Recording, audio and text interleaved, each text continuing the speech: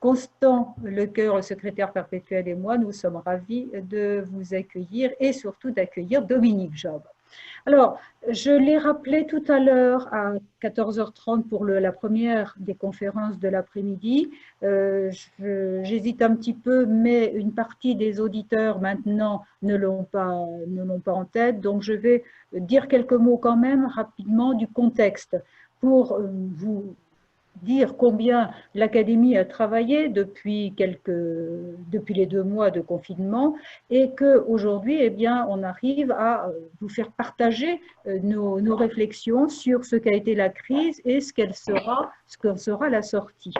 Et ces travaux, elle le fait dans le double cadre qui est le cadre interne d'un forum et le cadre interacadémique avec les autres académies. Et c'est dans ce double cadre que Dominique Job a réfléchi et a produit.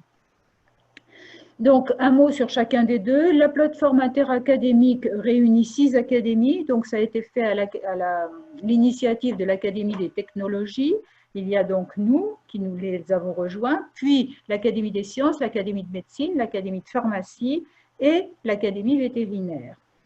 Leur travail est structuré en 4 groupes et je pense que Dominique participe au premier de ces groupes qui est l'analyse comparative des solutions utilisées dans les autres pays pour préparer la sortie de la crise sanitaire.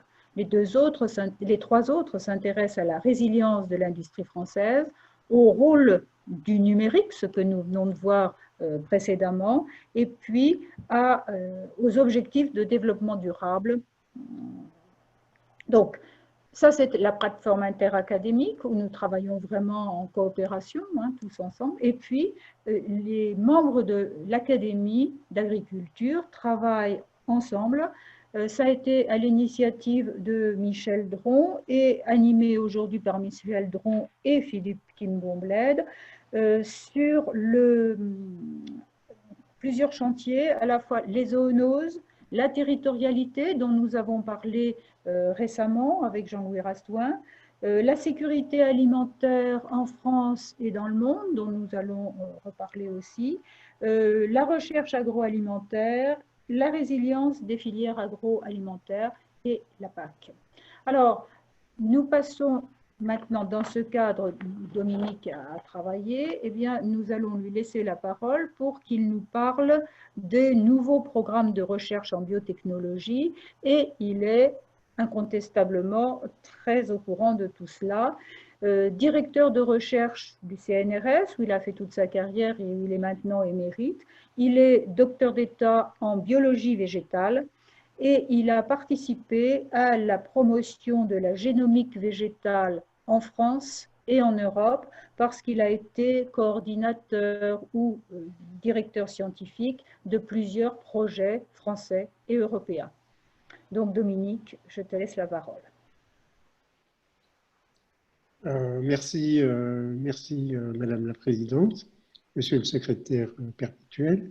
Merci à se sont jointes à cette séance virtuelle. Et donc, j'en profite aussi pour remercier Aristide Boucaré et Philippe Kimbombled qui permettent donc ces retransmissions virtuelles.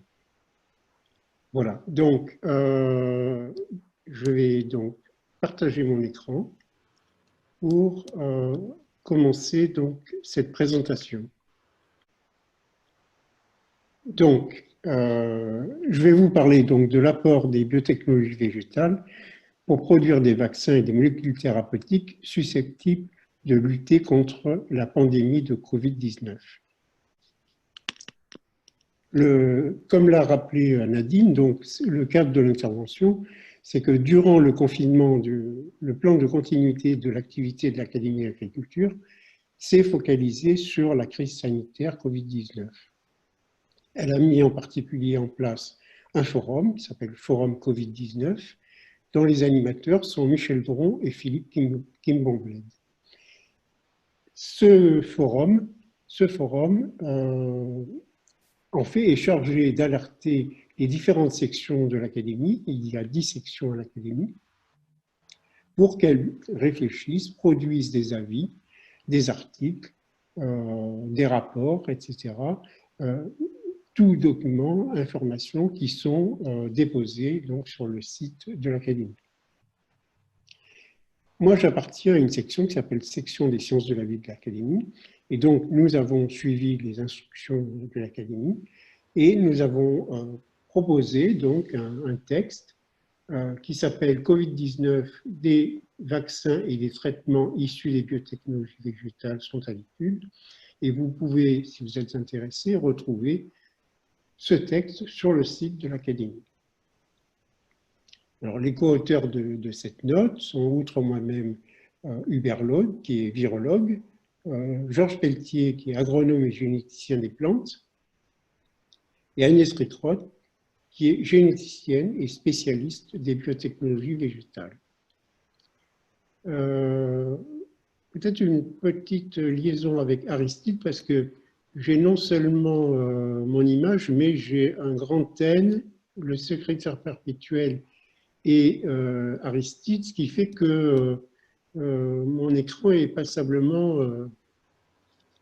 Alors, vous pouvez cliquer, normalement, vous avez au-dessus de toutes les images, il y a un trait, oui. un rectangle et deux rectangles. Vous pouvez cliquer sur le trait le plus fin pour fermer les... Oui, non, mais je voudrais voir mon image. Alors, juste mettre sur le seul carré, le rectangle, pardon. Ben, c'est ce que j'ai fait, mais je vous vois vous. Là, c'est parce que je suis en train de parler. Ah ok, c'est parfait. Oui. Là, je vais arrêter et vous verrez votre tête. Donc, je reprends. Donc, pourquoi les plantes? Première question. Eh bien, parce qu'elles sont utilisées depuis plus de 30 ans comme plateforme de production de réactifs et de diagnostic et de protéines pharmaceutiques, une approche qui a été qualifiée d'agriculture moléculaire ou moléculture végétale, molecular farming en anglais. Vous voyez sur le graphique de gauche, donc j'ai fait une interrogation de la plus importante base de données collectant tous les articles scientifiques dans le monde entier. Et vous voyez qu'on parle de molecular farming depuis 90, donc 30 ans, et puis donc c'était vraiment confidentiel au début, et puis on a depuis une explosion avec plus de 800 articles publiés cette année, et donc c'est quelque chose qui intéresse beaucoup. Alors, ça intéresse beaucoup. Une preuve, c'est que, par exemple, il y a actuellement un programme européen qui s'appelle Pharma Factory, qui est intégralement dédié à ces questions de molecular farming. Au cours de cette présentation, donc j'adopterai le plan suivant. Je ferai d'abord un petit historique sur le développement des biotechnologies végétales, notamment pour la production de vaccins. Je parlerai des développements récents, je parlerai d'autres biotechnologies végétales, et puis donc je parlerai de quelque chose qui n'est pas dans la note, mais qui correspond à des réflexions sur la comparaison des maladies infectieuses chez les plantes avec les pandémies humaines. Donc, je fais quelques petits rappels pour commencer. Donc, comment est-ce qu'on peut exprimer un gène hétérologue chez une plante? Donc, il y a une première méthode qu'on appelle transfert direct. C'est une méthode qualifiée de biolistique qui consiste à propulser via un canon ici, des petites particules d'or ou de tungstène qui sont chargées, enrobées de fragments d'ADN du gène d'intérêt. Et donc, ces billes vont être projetées sur les tissus végétaux. Et donc, ça, c'est la classique la plus utilisée, au moins au début. Donc, maintenant, autre méthode, comment est-ce qu'on peut exprimer un gène hétérologue chez une plante? Eh bien, il y a une méthode qui repose donc sur l'utilisation d'une bactérie du sol, Agrobacterium tumefaciens, qui est responsable d'une maladie qui s'appelle la gale du collet. Et donc, cette bactérie du sol, elle a la capacité d'introduire dans la plante de nouveaux matériels génétiques via ce qui est représenté en jaune ici, hein, donc via son plasmide TI. Ce plasmide contient en particulier un gène de transfert appelé ADNT qui code pour les fonctions de virulence. Cet ADNT a été découvert par Mark Van Montagu, qui est membre de notre section à l'Académie d'agriculture, et Jeff Schell. Donc, ils ont découvert ce gène de transfert et il a été désarmé pour éliminer les gènes de virulence et les remplacer par les gènes désirés. Au début, pour faire ce transfert, donc via Agrobacterium, on utilisait une seringue pour inoculer les plantes avec les agrobactéries. Et une révolution a été l'agro-infiltration, qui consiste en l'introduction à l'aide d'une pompe à vide d'une culture d'agrobactéries dans les tissus végétaux. Alors, à cette époque, donc dans les années 90, il n'y a pas que l'excellence du secteur public en France, il y a aussi l'expérience d'un certain nombre d'industriels français. Donc, je cite par exemple ici une publication parue en 1990 où les chercheurs de Rhône-Poulenc-Agro, basés à Lyon, ont introduit une résistance à un herbicide qu'ils développaient, qui s'appelle le bromoxynil. Ils ont introduit ça dans les plantes de tabac à l'aide d'Agrobacterium tumefaciens. Et plus que de faire des publications, en fait, ce tabac transgénique a été vraiment quelque chose de pionnier parce qu'en fait, il est devenu une première européenne, donc en 1994, il est devenu le premier organisme transgénique végétal mis sur le marché en Europe. Donc à cette époque-là, la France était vraiment très, très compétente. Je vais parler maintenant d'expression transitoire. Donc l'agro-infiltration dont je viens de parler ne vise pas toujours à changer durablement le génome. Elle peut aussi permettre l'expression transitoire d'un ou plusieurs gènes hétérologues. Dans ces applications, l'agro-infiltration est conduite dans des tissus somatiques, typiquement ces feuilles, et toujours en utilisant la pompe à vide. Il est très important de savoir que dans ces expériences, les plasmides des agrobactéries n'atteignent pas les cellules impliquées dans la reproduction sexuelle. La modification n'est donc pas transmissible à la descendance. Il ne s'agit pas de plantes génétiquement modifiées. Nous verrons dans la suite de cet exposé que cette méthode d'expression transitoire joue un rôle crucial pour la fabrication des vaccins et des protéines thérapeutiques, et notamment dans des applications très récentes. Toujours un regard sur le passé, donc la production de vaccins chez les plantes, elle doit beaucoup au travail d'un chercheur américain qui s'appelle Charles Hansen, qui est professeur à l'université d'Arizona aux USA. Et dès les années 90, l'équipe de ce chercheur a obtenu des plants de tabac et de pommes de terre transgéniques exprimant une protéine de capside du virus de Norwalk qui est responsable de gastroentérite aiguë chez l'homme. Cette protéine de capside ainsi produite s'est avérée immunogène par voie orale chez la souris. Depuis ces travaux, d'autres vaccins potentiels ont été développés chez diverses plantes, la tuberculose, l'hépatite B, la dengue, le HIV, Ebola, Norwalk et la grippe, par exemple.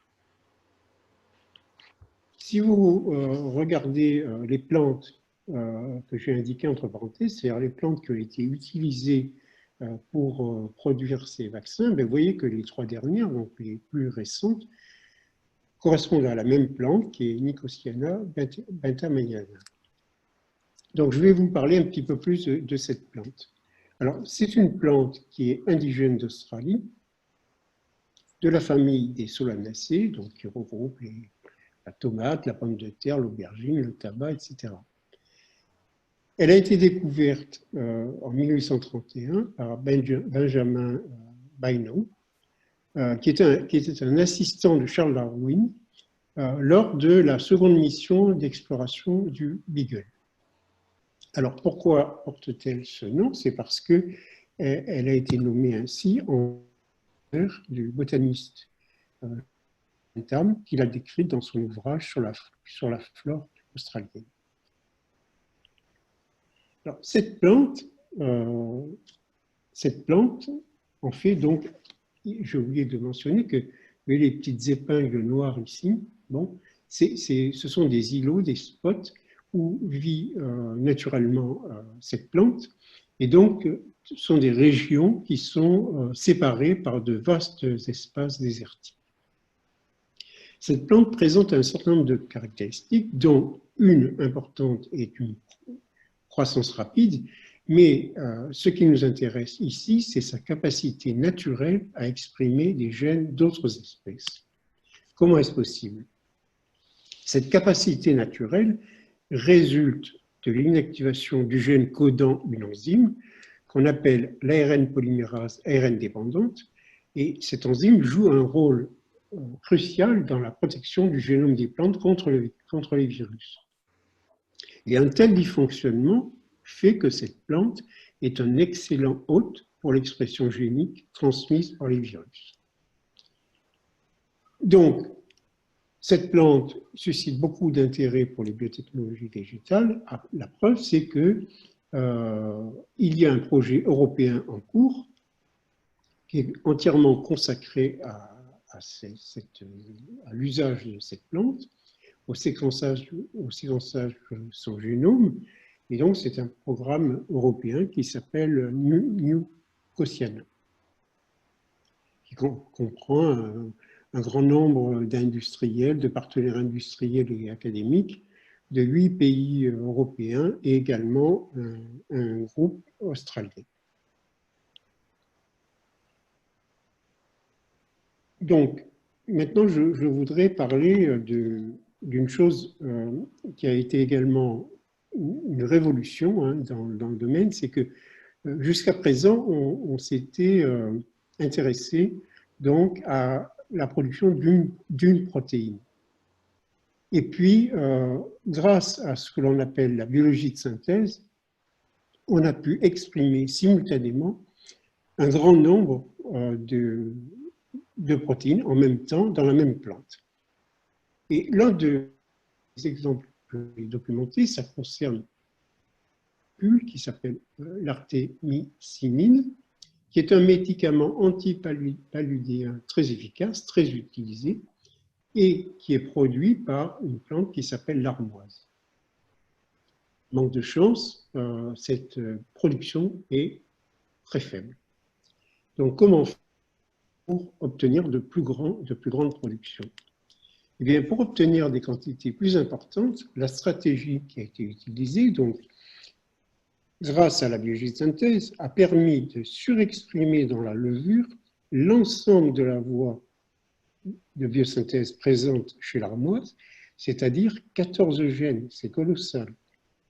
C'est vraiment une révolution, car comme je le disais précédemment, jusqu'à présent, les applications portaient sur l'expression d'un seul gène.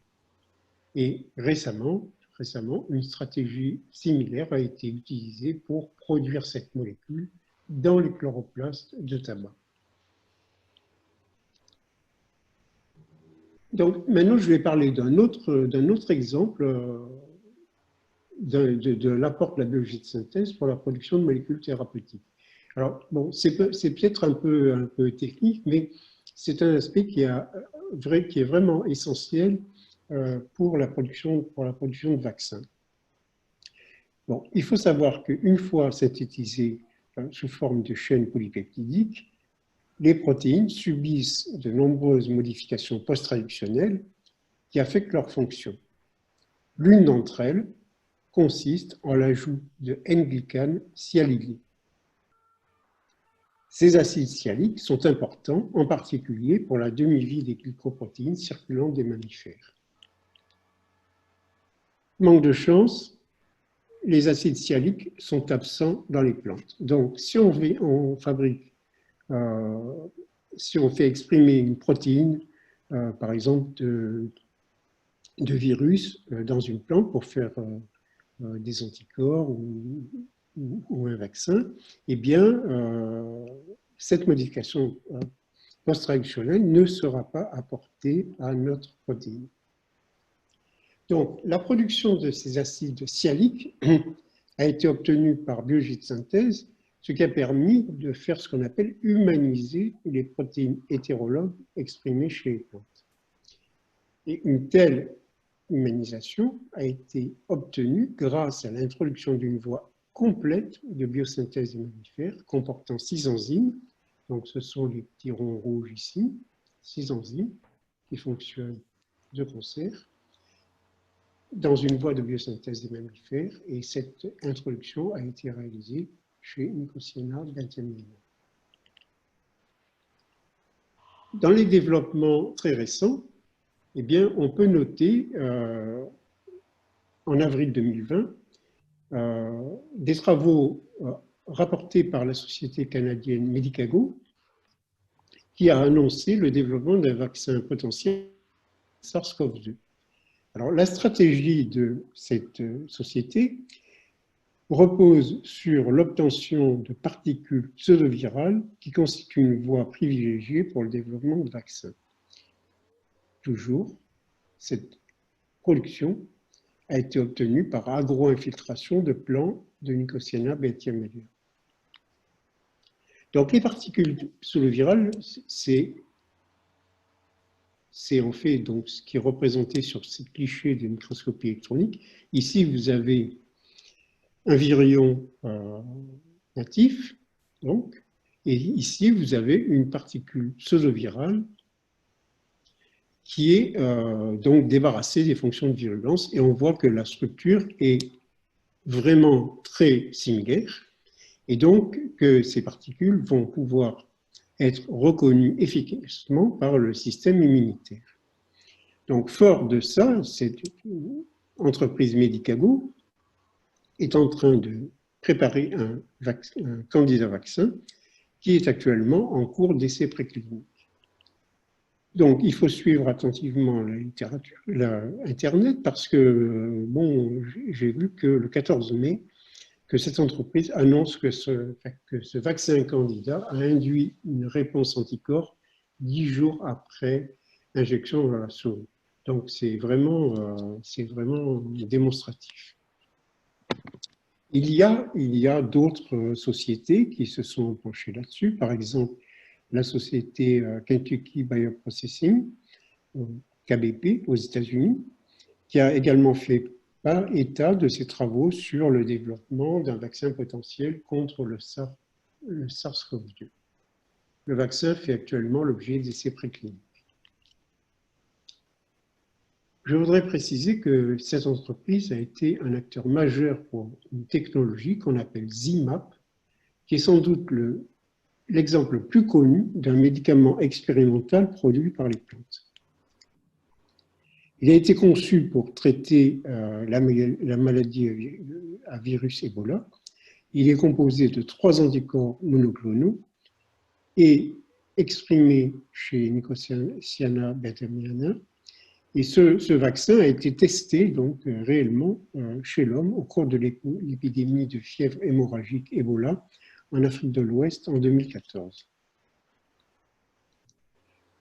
Bon, dans les développements récents, on peut également parler d'un projet qui associe les États-Unis et la Chine avec 2 entreprises, iBio aux États-Unis et Beijing CC Farming à Pékin.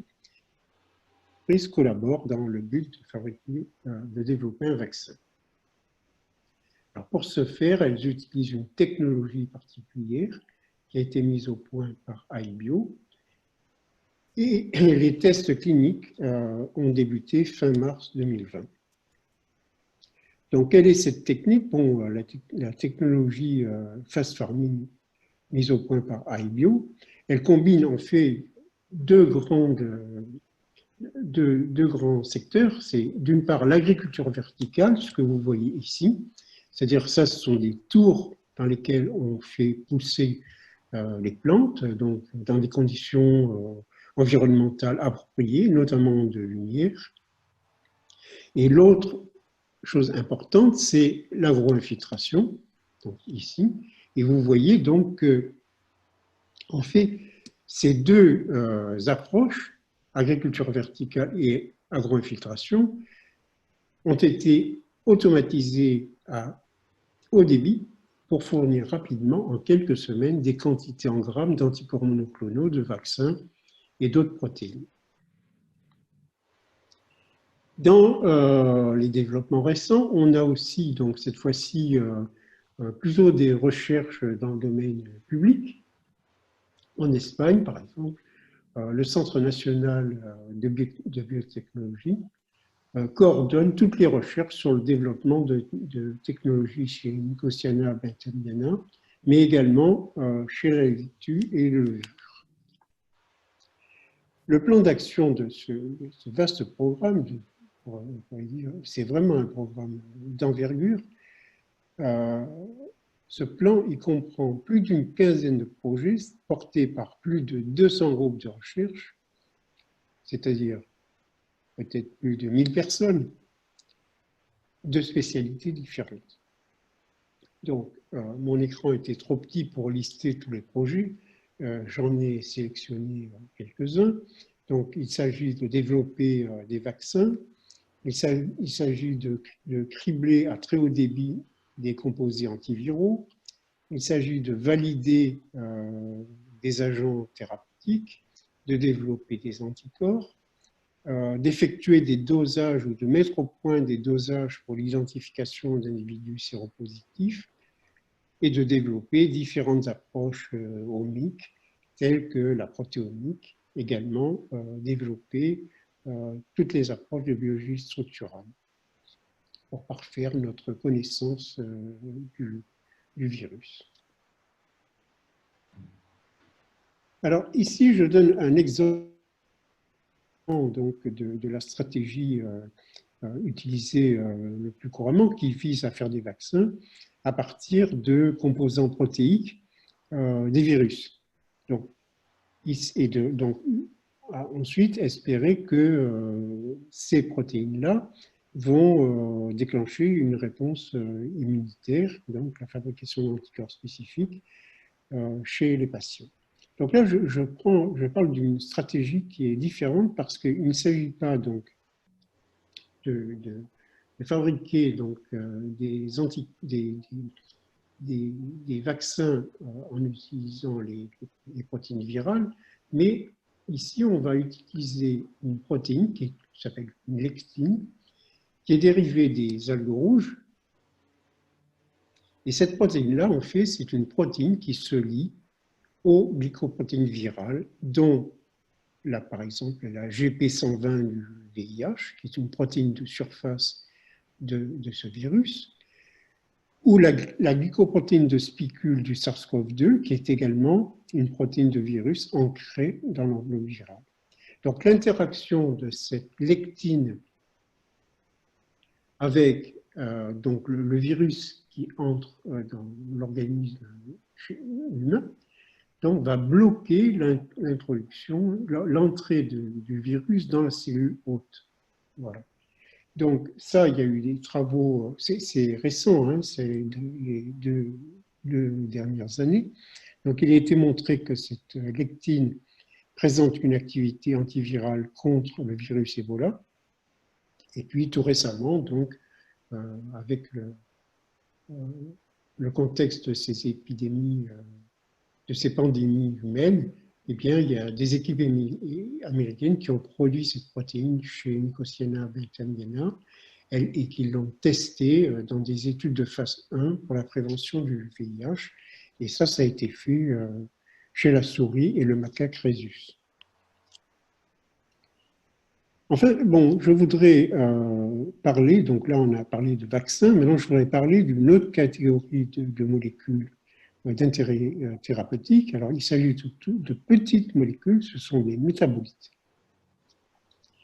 Et donc, j'ai pris l'exemple d'une société française qui s'appelle PAT, Plant Advanced Technologies, qui développe une technologie tout à fait originale et qui, sur cette base, annonce le démarrage de tests préliminaires contre le virus SARS-CoV-2.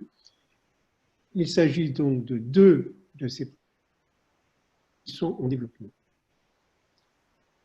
De quels métabolites s'agit-il? Il s'agit de métabolites qui sont excrétés par les plantes et qui présenteraient une capacité à réguler l'inflammation générale ainsi qu'une capacité antivirale sur des virus respiratoires. Donc voici une représentation donc, de cette technologie. Donc cette entreprise, PAT, développe ce que l'on appelle des plantes à traire. Donc sur la base d'une technologie qui a été mise au point par l'INRA de Nancy. Dans cette technologie, les plantes poussent hors sol, donc les racines sont à l'air, et dans des conditions qui n'amènent pas bien sûr de dommages pour les plantes. Et dans ces conditions, on voit ici, je ne sais pas si vous arrivez à voir sur la diapo, donc des taches ici, blanches. En fait, ce sont des petites gouttes de ces métabolites qui sont excrétées par ces plantes. Donc, elles sont récoltées tous les mois, d'où cette image de plantes à traire. Maintenant, je vais passer à la dernière partie de mon exposé, donc en m'interrogeant sur la question de « et si des maladies infectieuses aussi invasives que la Covid-19 s'abattaient sur les principales cultures vivrières ?» Par exemple, la pomme de terre, le blé, le maïs, etc.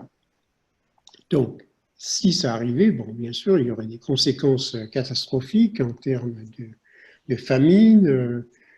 Et donc, la question, c'est est-ce que nous pouvons tirer de cette expérience de la Covid-19, est-ce que nous pouvons tirer des leçons qui seraient applicables en agriculture? Donc, parmi donc les maladies végétales, les épidémies des maladies végétales la plus connue, donc il faut se rappeler du mildiou de la pomme de terre, qui dans les années 1850 a causé la grande famine en Irlande, qui a provoqué la mort de plus d'1 million de morts, mais également d'importantes migrations irlandaises vers les États-Unis. Alors, 1 million de morts, c'est aussi à rapporter à la population mondiale de l'époque, qui était de l'ordre de 1,5 milliard d'habitants. Donc, 1 million de morts, c'est vraiment un chiffre important. Un élément à noter aussi, c'est que les parasites émergents des cultures sont actuellement en forte progression. Par exemple, en France, le nombre d'arthropodes ravageurs d'importance agronomique est passé en moyenne de 1,6 par an sur 40 ans, c'est-à-dire sur la période 1960-2000, à maintenant 7 espèces sur la période 2005-2014. Donc, il y a vraiment une augmentation très importante de parasites émergents. Pour n'en citer que quelques-unes, eh bien, nous avons la mouche ravageuse des arbres fruitiers, nous avons une maladie bactérienne mortelle des agrumes, ici, qui s'appelle également la maladie du dragon jaune. Nous avons cette fameuse bactérie tueuse des oliviers, ici. Et nous avons, pour finir, le virus, un virus émergent, un virus du fruit brun et rugueux de la tomate, dont vous avez entendu parler très récemment, puisqu'il a été détecté pour la première fois en France au début de cette année. Donc, il avait été détecté précédemment en 2014 en Israël, donc détecté en début d'année en France. Et donc, c'est parce que les autorités ont mis en place un protocole très strict de confinement qu'on a pu éviter que ce virus se propage. Donc, je voudrais attirer votre attention sur le fait que quand on compare les maladies végétales et les pandémies humaines, il y a beaucoup de points communs. Par exemple, pour les plantes, il y a eu la mise en place d'une agence nationale qui est l'ANSES, avec son secteur santé et protection du végétal. Il y a également des agences régionales, analogues aux agences régionales de santé, par exemple. Et il y a également un réseau d'épidémiosurveillance qui a été mis en place par le ministère de l'Agriculture et de l'Alimentation. Donc, il y a aussi des méthodes de confinement. Je viens de vous parler du virus de la tomate. Et c'est grâce à ce confinement que l'on a pu éviter la propagation du virus de la tomate. Il y a bien sûr des choses analogues au traçage des contacts. Et puis, le dépistage précoce des maladies, notamment utilisant Internet, le téléphone portable, la télédétection et la télésurveillance. Enfin, on a également une mise en place d'outils d'aide à la décision pour optimiser les traitements. Donc, on pourrait espérer que ces comparaisons et les enseignements que l'on peut en tirer vont nourrir l'initiative européenne One Health, une seule santé, qui vise à mieux affronter les maladies émergentes à risque pandémique. Et vous voyez que dans One Health, il y a santé de l'environnement, dans lequel la biologie végétale intervient, il y a la santé humaine, et puis il y a également la santé animale, et on espère trouver donc des choses communes entre ces trois règnes. Là, bon, c'est une idée qui a été inspirée par des membres de la section, bon, pour signaler qu'il n'y a pas que des questions alimentaires dans le développement des épidémies chez les plantes. Il y a par exemple la sensibilité des citoyens au paysage. Je montre ici un exemple qui est la maladie des platanes. Vous avez ici une vue du canal du Midi où on est en train d'abattre tous les platanes le long de ce canal. Donc, cette maladie est due à un champignon qui s'appelle le chancre doré, spécifique du platane. Et pour l'anecdote, il est arrivé en France en 1945 lors du débarquement en Provence des troupes américaines, donc avec du bois, des caisses de munitions qui étaient contaminées. À savoir qu'aujourd'hui, les platanes sont atteints dans toute la France. Deuxième exemple, eh bien, c'est la maladie des palmiers dans le sud de la France, où en 10 ans, un coléoptère, représenté ici, le charançon rouge, a détruit la moitié des palmiers de la Côte d'Azur. Et ce charançon, donc, qui est baptisé tueur des palmiers, fait partie des organismes de quarantaine. Enfin, je voudrais citer un dernier exemple qui concerne l'émergence des maladies chez les arbres forestiers. Et je vous montre 3 exemples de développement de telles émergences en Europe. Donc, il y a l'oïdium des chênes, il y a la graphiose de l'orme, et puis il y a la calarose des frênes. Bon, pour conclure, je voudrais, enfin, j'espère vous avoir convaincu que grâce au système d'expression transitoire, des progrès fulgurants ont pu être récemment obtenus dans l'amélioration de l'accumulation de protéines recombinantes chez les plantes. Je pense que de nombreux études ont été décrits pour permettre la production en masse de protéines vaccinales et de protéines thérapeutiques. Un autre fait majeur que j'ai décrit dans mon exposé, c'est que les plantes qui sont ici utilisées comme bioréacteurs, eh bien, elles ont été optimisées pour produire des protéines avec les modifications post-traductionnelles correctes j'ai parlé de la glycosylation de manière humanisée. Et ceci a été rendu possible par utilisation de tous les outils de la biologie de synthèse. Il faut quand même observer qu'il n'y a toujours pas de vaccin d'origine végétale autorisé pour un usage humain. Et je pense qu'il y a au moins deux obstacles techniques et réglementaires qui restent à surmonter. Donc le premier, ça concerne l'incertitude sur la conformité réglementaire des processus de confinement, de production. Par exemple, tout ce qui concerne le confinement pendant la production. Et puis il y a un autre problème, c'est qu'il y a un manque de démonstration que des produits dérivés de plantes répondent aux normes requises en matière de pureté. Quand on va injecter à un patient une molécule qui a été purifiée chez les plantes, il faut absolument être certain de la pureté de cette molécule. S'il y a des résidus, même en quantité faible, mais qui sont extrêmement toxiques, eh bien on peut se trouver face à des problèmes très graves. Donc il faut absolument que les normes soient requises en matière de pureté. Et puis, dernier élément, bien sûr, puisqu'on parle de transgénèse, quelquefois, c'est qu'il y a une crainte de la société de voir une dissémination dans l'environnement des plantes utilisées dans ces applications. Donc, ça, c'est un message très ferme, c'est que la culture de ces plantes doit donc être conduite dans le confinement le plus strict. Je vous remercie de votre attention.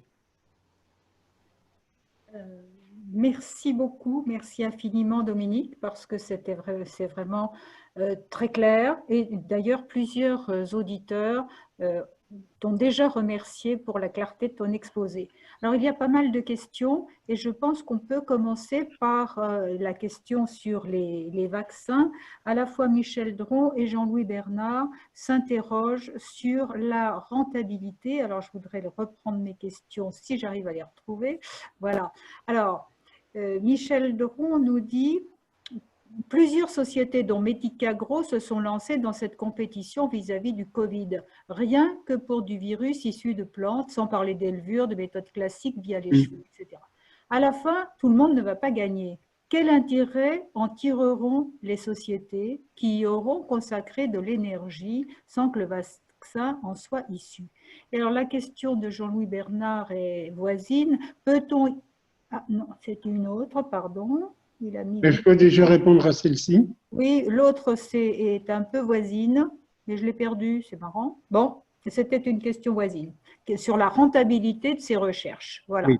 Alors, rentabilité de ces recherches. Bon, après tout, dans l'industrie biopharmaceutique, il y a plusieurs sociétés qui s'intéressent à ça. Il y a au moins 3 grandes sociétés mondiales qui développent des vaccins. Donc, je pense qu'elles sont bien importantes. Pourquoi n'y aurait-il pas la place pour plusieurs sociétés de biotechnologie végétale qui seraient rentables? Donc, ça, c'est un premier aspect. Bon, quand on parle de rentabilité, il y a aussi le coût de la production. Bon, quand on fait des vaccins à l'aide de cellules animales, par exemple, bon, les milieux de culture coûtent très cher. Une plante, un peu de soleil et un peu d'eau, ça lui suffit pour se développer. Voilà. Donc, rentabilité, je pense que comme il y aura besoin...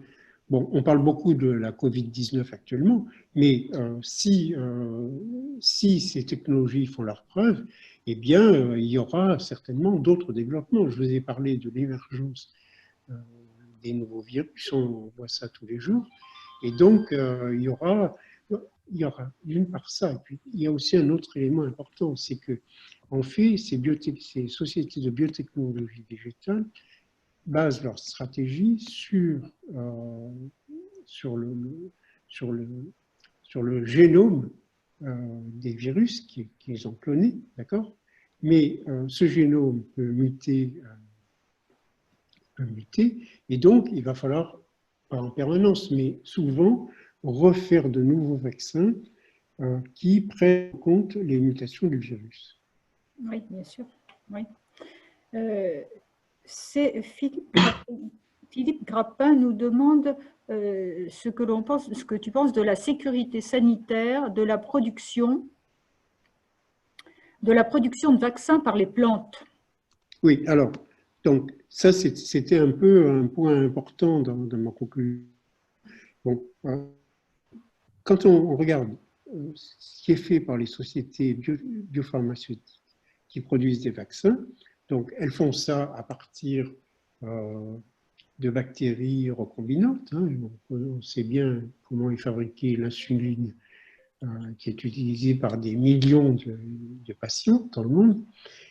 Mais elles utilisent également ces sociétés, donc des cellules animales pour leur production. Voilà. Alors, ceci est fait dans un confinement le plus strict. D'accord? C'est vraiment sécurisé.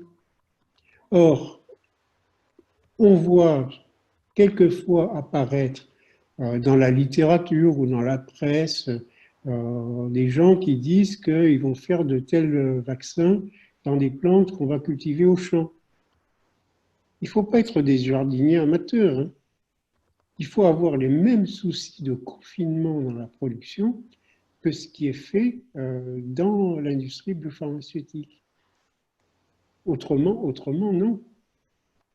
C'est pas possible. Donc, on ne pourra pas vacciner les végétaux, nous demande Thierry Chardot. Ah, donc, c'est pas la peine d'essayer de vacciner les végétaux. Il y a d'autres techniques pour lutter contre les maladies des plantes et notamment, on veut dire, déclencher leur système immunitaire. On a par exemple les éliciteurs de défense des plantes, qui sont des molécules qui, appliquées sur les plantes, vont induire la réponse immunitaire des plantes. C'est tout à fait l'analogue de la réponse via des anticorps, mais là, ici, chez les plantes, c'est pas via des anticorps, mais c'est via des mécanismes de défense. Hein, donc, ce sont des gènes qui codent pour ces mécanismes de défense qui sont divers et que l'on peut éliciter grâce à diverses molécules. Certaines sont déjà utilisées en agriculture. Alors, on parle beaucoup de passage de virus de l'animal à l'homme. Et André Fougeroux se demandait, est-ce qu'on peut imaginer qu'il y ait un passage du virus de la plante à l'homme? Alors, toujours par rapport à ce virus de la tomate, là, dont on a parlé en Bretagne, bon, j'ai lu un article dans la presse, je crois, qui disait que une personne avait été contaminée. Bon, ceci étant, pour l'instant au moins, il n'y a aucune démonstration de virulence chez l'homme ou chez l'animal végétaux. Bien, alors, Mais, ça ne veut pas dire pour autant qu'il ne faut pas être prudent. donc c'est possible. J'en sais rien. Mais D'accord. on sait très bien que les virus mutent et que c'est comme ça qu'ils passent d'une espèce à une autre. Bon, là, ce n'est pas une espèce à une autre, hein, on va passer d'un règne à un autre. Mais après tout, un virus, c'est un virus, ils se ressemblent tous étrangement. Mais on n'a encore jamais eu d'exemple de Jamais. passage. Non. Bon, ce serait une première. Donc, certaines questions sont plus restreintes. Tu as parlé à un moment de la plante artémisine.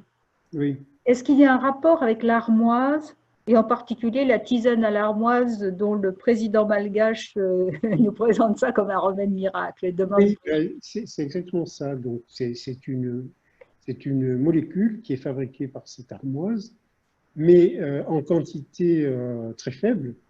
Et donc, si on devait l'utiliser au plan mondial, l'armoise, la pauvre, ne serait pas suffisante. D'où l'idée, en fait, de faire synthétiser cette molécule par des plantes hein, comme ce qui est développé dans les applications que j'ai par d'autres plantes qu'on peut cultiver en masse, d'accord, et qui apporteraient les quantités nécessaires de cette molécule. Alors justement, Christophe Rezeau se pose la question, que manque-t-il en France aujourd'hui pour que ces plantes, pour que ces plants biotechniques, oh pardon, que ces plantes biotech soient maintenant considérées comme solution vitale? Oui. Alors, à un moment, j'aurais bien voulu agiter un drapeau français. Quand j'ai parlé des premiers travaux dans les années 90, donc les travaux qui ont été réalisés à l'INRA de Versailles, hein, avec la mise au point de l'agro-infiltration. Ensuite, j'ai parlé de ce qui a été réalisé chez Ron Poulenc Agro. Bon. Et après 95, disons, tout ça a fait pchit chez nous. Parce qu'il y a le problème des OGM. D'accord? Eh oui, oui, oui. Alors, ça a fait pchit chez nous, mais je vous ai montré beaucoup d'exemples. Par exemple, ce qui se fait en Espagne, où il y a plus de 1000 chercheurs qui travaillent sur ces technologies végétales. Il y a des programmes européens dans lesquels la France ne participe pas malheureusement, toujours parce que les chercheurs qui pourraient être impliqués ont une certaine crainte de voir leurs labos démolis ou leurs plantes ou leurs essais arrachés. D'accord. Donc, en fait, il n'y a pas des conditions très propices actuellement en France pour que l'on supporte, qui pourrait supporter ces technologies. Mais quand vous voyez l'investissement massif, par exemple, des États-Unis ou de la Chine dans ces secteurs, on peut se demander pourquoi on ne fait rien. Alors justement, puisque les OGM sont un problème, Catherine Regnault-Roger te pose la question, le premier tabac transgénique date en 1994, a-t-il été cultivé en champ en Europe et si bien, et dans quelle superficie, combien d'hectares et dans quel pays? Alors, je sais que Georges Fressinet est parmi nous, mais donc je lui poserai la question. J'avoue que je ne le sais pas. Par contre, pour parler d'organismes génétiquement modifiés, il faut bien savoir que pour les compagnies biopharmaceutiques, elles utilisent des OGM, mais elles ne le disent pas. D'accord? Oui. Quand on fabrique de l'insuline, ce n'est pas l'Escherichia coli qu'on a dans les intestins qui la fabrique, c'est un Escherichia coli qui a été modifié. Donc c'est un OGM. De même pour toutes les protéines vaccins ou molécules thérapeutiques qui sont fabriquées dans des cellules animales. Donc, à savoir que dans les cellules animales, c'est quelquefois des cellules humaines, mais ça peut être de manière très banale des cellules de hamster, qu'on appelle les cellules CHO, qui ont été complètement manipulées pour faire ce qu'on veut. Donc, est-ce que quelqu'un a été démonté Sanofi, l'usine de production de Sanofi? Je ne sais pas. Bon. Deux poids, deux mesures. Parce que c'est plus compliqué à comprendre surtout. C'est surtout qu'en fait, il ne faut pas laisser passer l'idée que pour ces applications, faire des vaccins et des molécules thérapeutiques, il ne faut pas laisser passer l'idée qu'on va pouvoir faire ça au champ. Il faut faire exactement comme fait Sanofi, par exemple. Il faut le faire dans des conditions de confinement les plus strictes. Je suis persuadé que c'est ce que font les sociétés de biotechnologie canadiennes et américaines dont j'ai parlé au cours de mon exposé. Alors, on peut peut-être, Nadine et puis Dominique, rappeler que l'Académie a émis un avis sur la réécriture du génome et acceptabilité sociale. Bon, c'est vraiment le cœur du débat. Oui. Et comment, dans quelles conditions le faire aujourd'hui, y compris après l'arrêt qu'on a eu au niveau européen. Donc voilà, je crois qu'il faut qu'on soit conscient que, voilà, et qu'on est au cœur d'un phénomène important, hein, qui est cette pandémie. Et je crois qu'il est important aussi de montrer ce que la science, la connaissance peut apporter, et en même temps, dans quelles conditions, et je te remercie vraiment, Dominique, de le souligner, hein, que c'est notamment ces milieux de confinement extrêmes qui sont nécessaires. Oui, et quand on est dans une situation extrême, il ne faut négliger aucune piste. Si on ne développe pas la recherche dans ces secteurs-là, on prend tellement de retard qu'on n'existe pas, ni au plan scientifique, ni au plan industriel. Bien, merci Dominique. Alors, je vois qu'il y a encore pas mal de questions et parmi les gens qui ont écrit, il y a aussi des réponses qui sont apportées aux questions qui ont été posées. Donc, je suis désolée, nous sommes obligés d'arrêter pour être à l'heure, mais toutes ces questions vont être données à Dominique Job qui pourra y répondre ensuite et par écrit, par mail et donc, nous ne pouvons pas les prendre, mais merci pour toutes ces questions.